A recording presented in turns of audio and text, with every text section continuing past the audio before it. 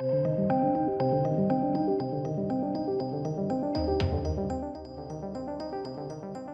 welcome ladies and gents. This is interesting. Surprising that this has now come out after San Diego Comic-Con. With Kevin Feige saying, no, nothing about Avengers movies. We don't want to talk about the Avengers movies. We don't want to do any of that. Not for a long time, you know. We've got too much. Avengers movies are there's just too much on. I mean, that's a problem of your own making, in fairness, but never mind. Avengers, the Kang Dynasty, to be directed by Shang-Chi filmmaker Destin Daniel Cretton.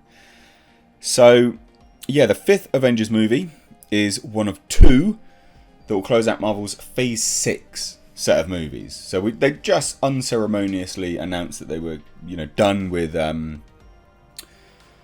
Phase 4, aka Phase 4, and now we're moving into Phase 5, and then obviously we'll get Phase 6 as well.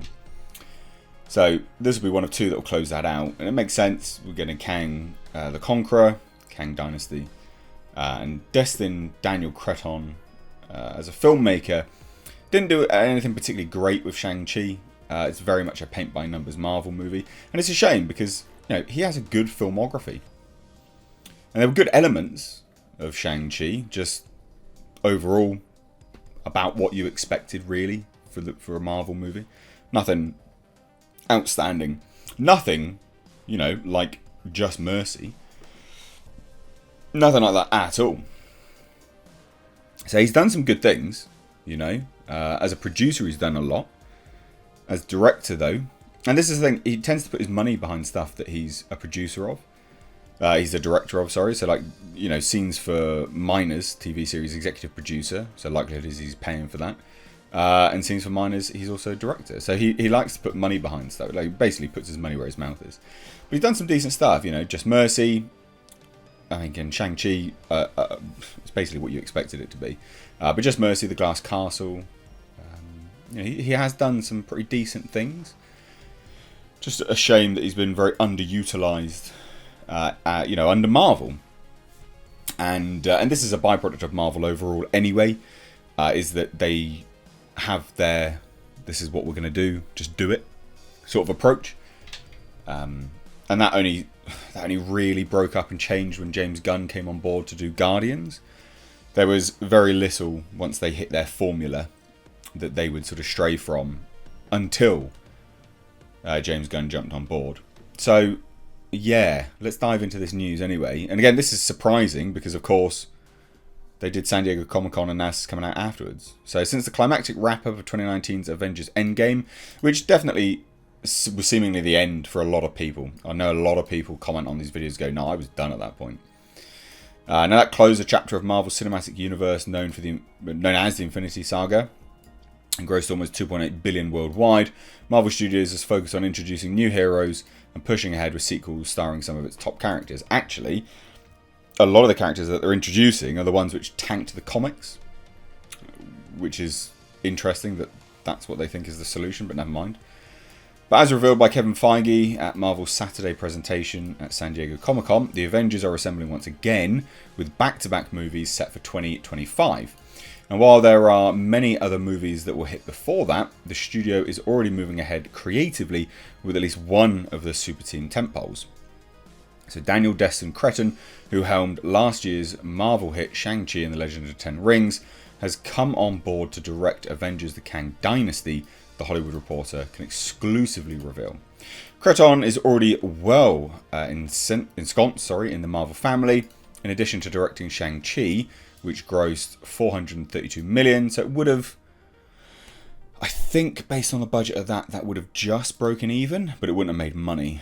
I'd have to double check the budget, but that doesn't sound like it would have made any money at that point.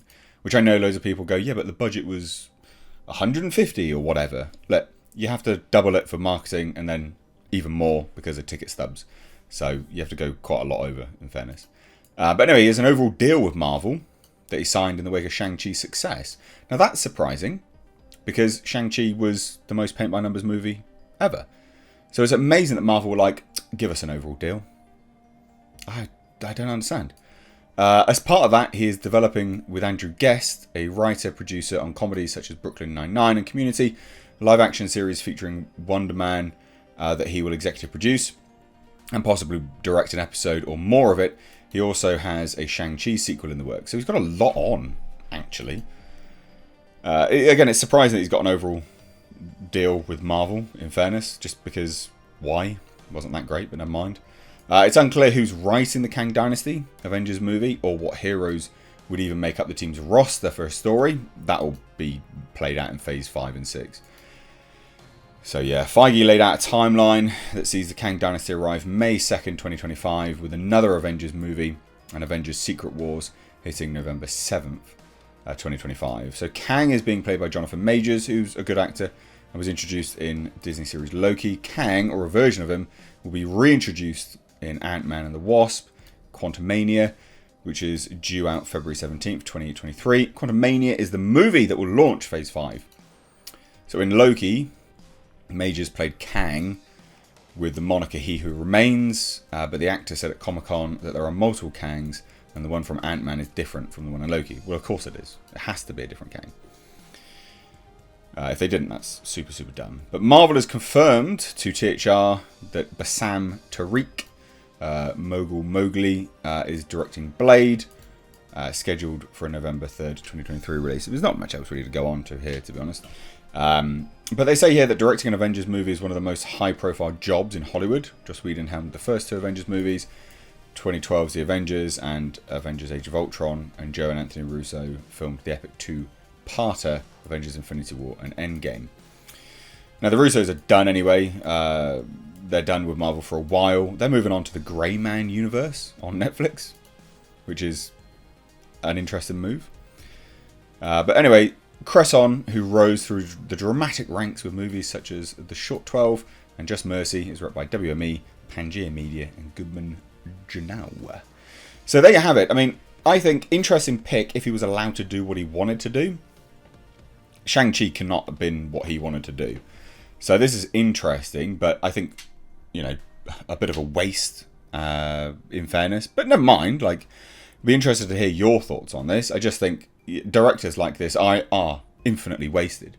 The Eternals director, for instance, good director, just not allowed to do what she clearly wanted to do, or, you know, Marvel's sort of overarching handle on these films can lead to creative bankruptcy. But let me know what you think down below. Love to hear it. Cheers. Take care. Also, ladies and gentlemen, consider checking out my Teespring store. Supporting the channel via this way does go a long way. But also, not only that, you do get to wear some awesome merch. These are one-of-a-kind designs designed for me by my graphic designer. We, of course, have our Clown World line, which is in mugs, hoodies, t-shirts. We've got Space Jeebus. And then for something a little bit different, we, of course, have right down at the bottom right here, we have our Pulsar GTIR.